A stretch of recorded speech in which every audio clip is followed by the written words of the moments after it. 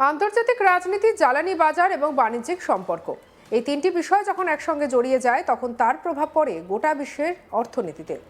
সম্প্রতি এমন একটি গুরুত্বপূর্ণ সিদ্ধান্ত সামনে এসেছে আমেরিকার তরফে, যা ভারত, রাশিয়া এবং বিশ্ব তেলের বাজার তিনটির সঙ্গে সরাসরি যুক্ত।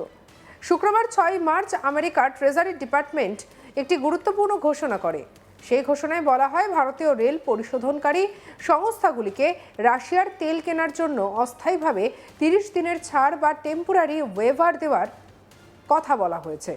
এই সিদ্ধান্তের কথা জানিয়েছেন যুক্তরাষ্ট্রের treasury secretary Scott Bessent social media প্ল্যাটফর্মে একটি পোস্ট করেছেন। সেখানে তিনি জানিয়েছেন, এই সিদ্ধান্তের মূল উদ্দেশ্য হল আন্তর্জাতিক বাজারে তেলের সরবরাহ স্বাভাবিক রাখা, কারণ বর্তমানে পশ্চিম এশিয়ার চলমান যুদ্ধ পরিস্থিতির কারণে বিশ্বজুড়ে তেলের সরবরাহে বড় ধরনের বিঘ্ন ঘটেছে।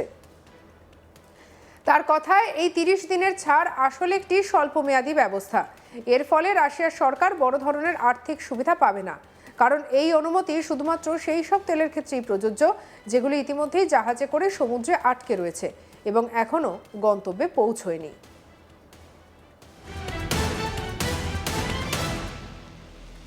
অর্থাৎ নতুন করে রাশিয়া থেকে তেল কেনার জন্য কোনো বড় চুক্তি করার ক্ষেত্রে অনুমতি দেওয়া হচ্ছে না, এবং যেসব তেল ইতিমধ্যেই সমুদ্রপথে রওনা দিয়েছে সেগুলিকে ভারতের বন্দরে পৌঁছে দেওয়া এবং বিক্রি করার অনুমতি সাময়িকভাবে দেওয়া হয়েছে। স্কট বেসেন্ট আরও বলেছেন, এই সিদ্ধান্তকে একটি স্টপ গ্যাপ মেজার বা সাময়িক ব্যবস্থা হিসেবে দেখা উচিত, কারণ পশ্চিম এশিয়ার বর্তমান অস্থির পরিস্থিতির ফলে বিশ্বজুড়ে জ্বালানি বাজারে যে চাপ তৈরি হয়েছে তা কিছুটা কমাতে এই পদক্ষেপ নেওয়া হয়েছে। তার মধ্যে ইরান যেভাবে বিশ্ব জ্বালানি বাজারকে প্রভাবিত করার চেষ্টা করেছে, সেই পরিস্থিতি মোকাবিলায় এই পদক্ষেপ কিছুটা স্বস্তি দিতে পারে।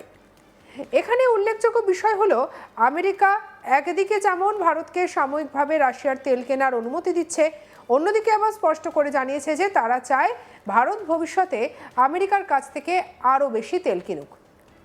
কিন্তু এখানেই অনেকে প্রশ্ন তুলেছেন, ভারত কার থেকে তেল কিনবে? সেই বিষয়ে ডোনাল্ড ট্রাম্প বা আমেরিকা অনুমতি দেওয়ার কে? স্কট বেসেন্ট বলেছেন, ভারত আমেরিকার একটি অত্যন্ত গুরুত্বপূর্ণ এবং অপরিহার্য অংশীদার। তাই ভবিষ্যতে ভারত যেন আমেরিকান তেলের আমদানি বাড়ায়, সেই প্রত্যাশাও রয়েছে ওয়াশিংটনের। এই সিদ্ধান্তের পেছনে সাম্প্রতিক সময়ের বেশ কিছু রাজনৈতিক এবং অর্থনৈতিক ঘটনার প্রভাব রয়েছে। উল্লেখ্য, রাশিয়া থেকে তেল কেনার কারণে ভারতের ওপর 25% শুল্ক আরোপ করেছিলেন তিনি। ট্রাম্প প্রশাসনের দাবি ছিল, ভারত যেভাবে রাশিয়া থেকে তেল কিনছে তা পরোক্ষভাবে রাশিয়াকে অর্থনৈতিকভাবে সাহায্য করছে এবং সেই অর্থ রাশিয়া ইউক্রেনের বিরুদ্ধে যুদ্ধে ব্যবহার করছে। আর এই কারণেই ভারতকে চাপ দিতে 25% অতিরিক্ত শুল্ক বসানো হয়েছিল। আর সেই সিদ্ধান্ত আন্তর্জাতিক মহলে ব্যাপক আলোচনা তৈরি করেছিল। তবে পরিস্থিতি পরে কিছুটা বদলে যায়। গত মাসে আমেরিকা এবং ভারতের মধ্যে একটি অন্তর্বর্তীকালীন বাণিজ্য চুক্তির কাঠামো বা ইন্টারিম এগ্রিমেন্ট ফ্রেমওয়ার্ক নিয়ে আলোচনা হয় এবং দুই দেশের একটি সমঝোতাতেও পৌঁছানো হয়। সেই সমঝোতার অংশ হিসেবে প্রেসিডেন্ট ডোনাল্ড ট্রাম্প একটি এক্সিকিউটিভ অর্ডার জারি করেন। তবে ভারত এবং যুক্তরাজ্যের সম্ভাব্য বাণিজ্যিক চুক্তি এখন কিছুটা অনিশ্চয়তার মধ্যে পড়েছে। এর কারণ আমেরিকার সুপ্রিম কোর্টের একটি গুরুত্বপূর্ণ রায়। গত 20 ফেব্রুয়ারি আমেরিকার সুপ্রিম কোর্ট একটি সিদ্ধান্তে সেই দেশের রিসিপ্রোকাল ট্যারিফ বা পারস্পরিক শুল্ক নীতিতে বাতিল করেছে। আর এই রায়ের ফলে আমেরিকার বেশ কিছু বাণিজ্যিক পরিকল্পনা এবং নীতি নতুন করে আইনি জটিলতায় পড়েছে। ফলে ভারত আমেরিকা বাণিজ্য চুক্তির ভবিষ্যৎ নিয়েও এখন কিছুটা অনিশ্চয়তা তৈরি হয়েছে। আর সেই প্রেক্ষাপটেই আমেরিকার ট্রেজারি ডিপার্টমেন্ট থেকে নতুন করে এই 30 দিনের ছাড়ের কথা বলা হয়েছে। স্কট বেসেন্ট সোশ্যাল মিডিয়া পোস্টের পর আমেরিকার ট্রেজারি বিভাগ একটি বিস্তারিত বিবৃতি প্রকাশ করেছে। সেই বিবৃতির শিরোনাম ছিল, ভারতে পৌঁছানোর জন্য 2026 সালের 5 মার্চ পর্যন্ত জাহাজে তোলা রাশিয়ার ক্রুড অয়েল এবং পেট্রোলিয়াম পণ্যের সরবরাহ ও বিক্রির অনুমোদন।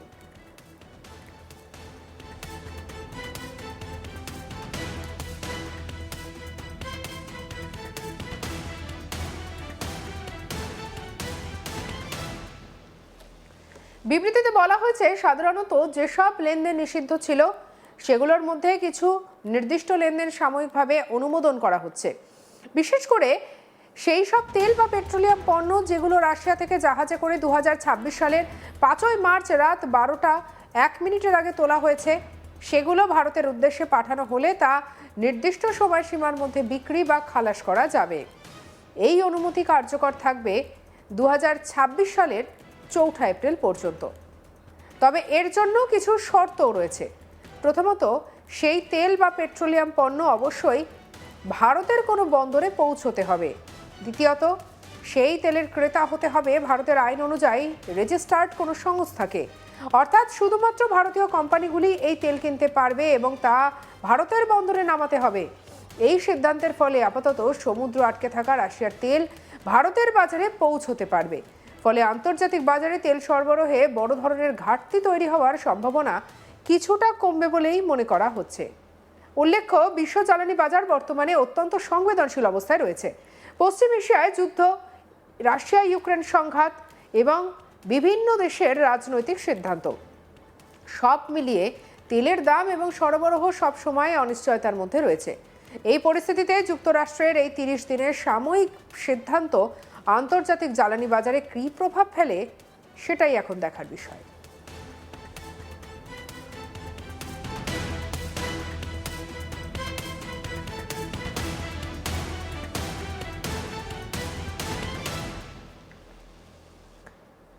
বিশেষজ্ঞদের মতে এটি মূলত একটি কূটনৈতিক ভারসাম্য রক্ষার চেষ্টা।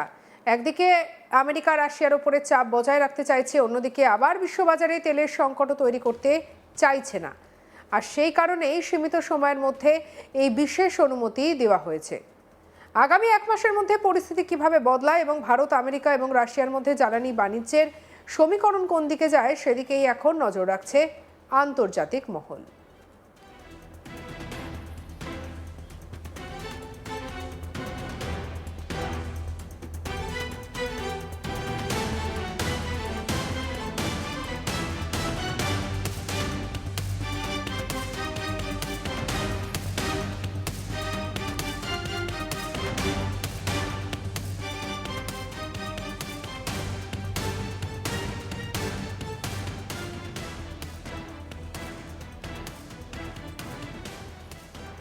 স্কট বেসেন্ট বলেছেন, ভারত আমেরিকার একটি অত্যন্ত গুরুত্বপূর্ণ এবং অপরিহার্য অংশীদার।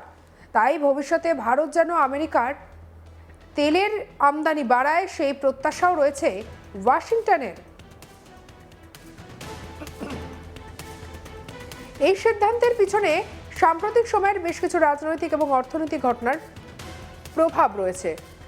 উল্লেখ্য, রাশিয়া থেকে তেল কেনার কারণে ভারতের উপরে 25% শুল্ক আরোপ করেছিল ট্রাম্প। সঙ্গে রাখুন আজ তাক বাংলাকে। অন্যান্য খবরের জন্য সাবস্ক্রাইব করতে ভুলবেন না।